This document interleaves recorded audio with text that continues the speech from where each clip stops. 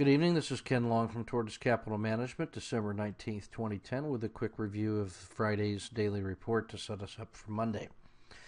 We are in bull quiet mode. That's good for the long side. The high end of normal for the annual channel, and we're slightly overbought on a 10-day basis. Percent stretch above the 200-day moving average is almost 10%. That's green and very bullish. Slope of the 50-day moving average is very bullish. ADX is at 22 and climbing. That's favorable. And ATR percentage is at 0.9%. It's quiet, and that's also very good. Inside the gap stat for SPY, I want you to notice that 60% of the time in the last 30 days, the market has reversed its gap, meaning if it gapped down, it reversed and closed higher. If it gapped up, it reversed and closed lower. So 60% of the time, these two in the middle. 18 times out of 30, it's done that. Standard deviation of the gap remains 0.75%. The average best intraday move in S&P has been 2.33%. You can see once more that we're just slightly overbought. No signals in overreaction and channeling, and the pivot point at 124.19 remains higher than the crucial support level at 123 in the S&P.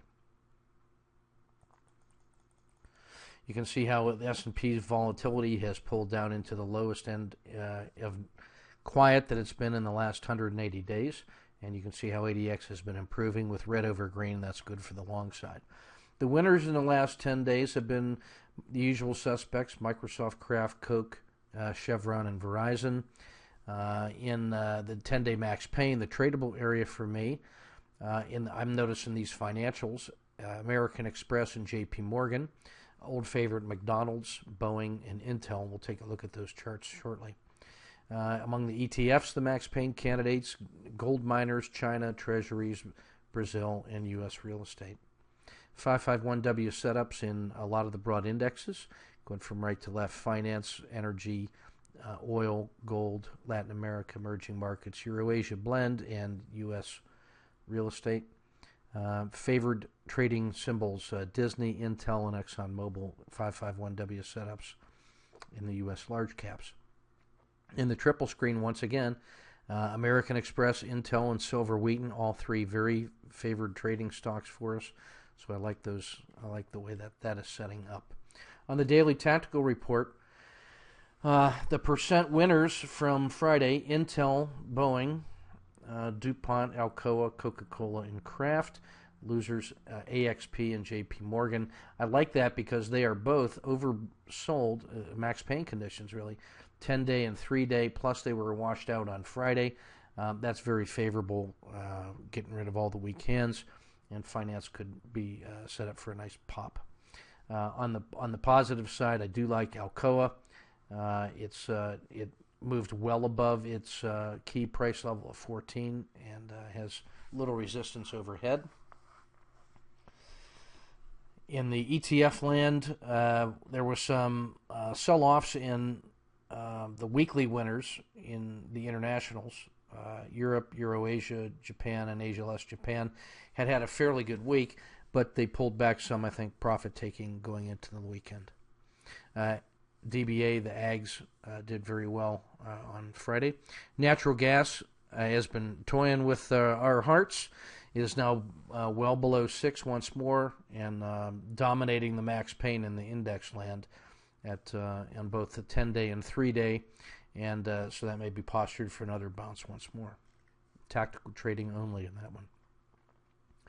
In the Dow, you'll notice quite a large number of dojis, channeling signals in American Express and McDonald's, triple screen signals for the swing traders out there in American Express and Intel, 551W continuation signals in Disney, Intel, and ExxonMobil. Max pain candidates are all favored trading stocks: McDonald's, Boeing, Hewlett-Packard, American Express, and Intel. In the ETFs, 8 doji symbols, you can see them there. Lots of 551 setups: U.S. real estate, Euro-Asia mix, emerging markets in Latin America, gold, and oil.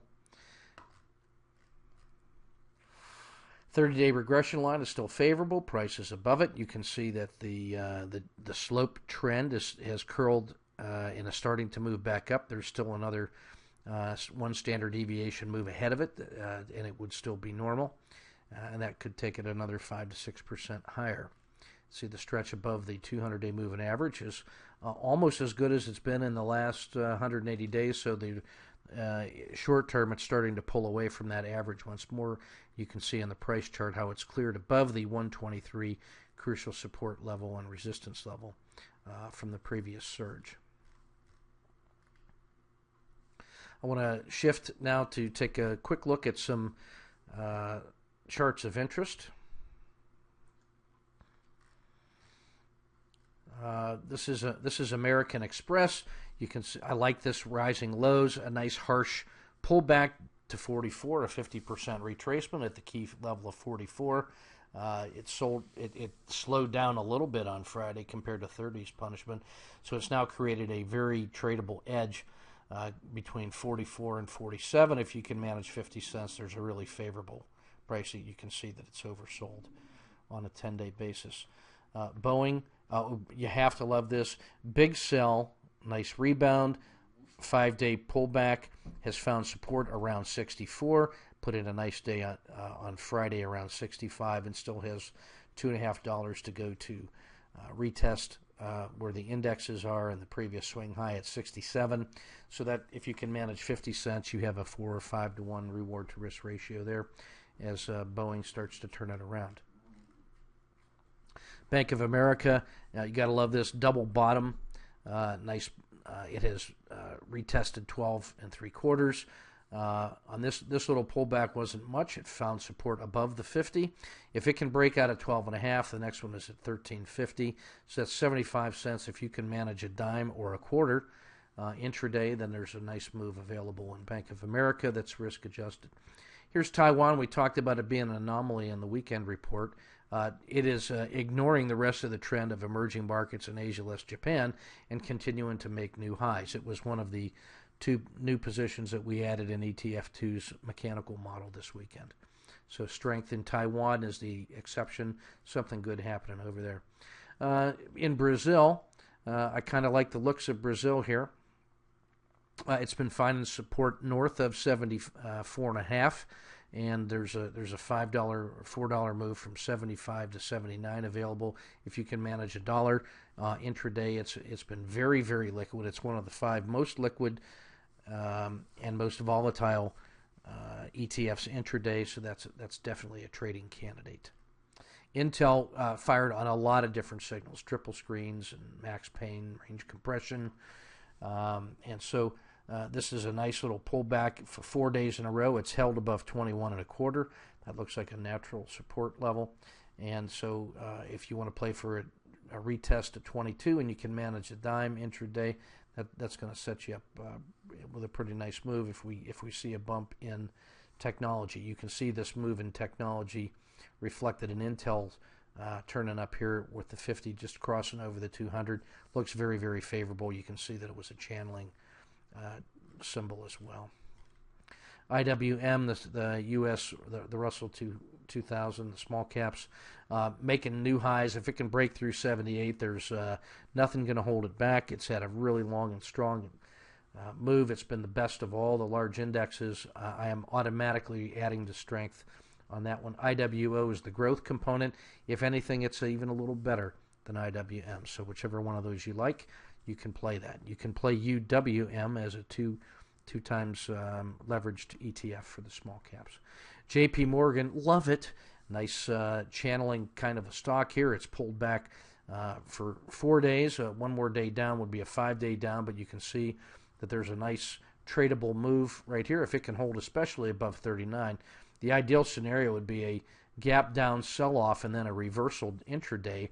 So if you could buy it around 39.5 with a target of 41.5, you could make a very nice trade.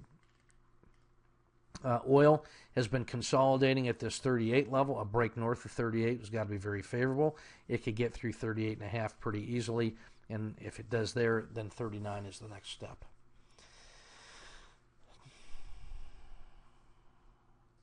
The last couple I want to take a look at, my favorite, silver right now. Bring this down a little bit.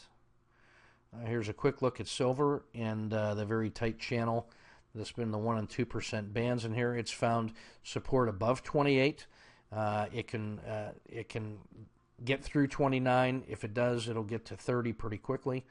And so I'm going to be watching silver as a gateway to silver Wheaton and AGQ, which is the 2 times silver ETF. I really like that one. Here's an interesting look at the Renko charts, and each one of these little bricks represents a 1 ATR move. You can see the commodities here. Excuse me. And we'll take a look at one more. Let's see what silver has been doing. This is why you have to like silver, I think, although it's, some would argue it's pretty late. It's had an uninterrupted string of about 15 ATRs without a pullback of more than an ATR. Nothing wrong with that as a trend follower. Inside SPY, this is a 2-year look at SPY in terms of ATR, and you can see after this recent little pullback, it pulled back 2 and is returned north 4. So anything north, any strength above 123 has got to be very favorable because there's no resistance overhead, unless you're looking way back.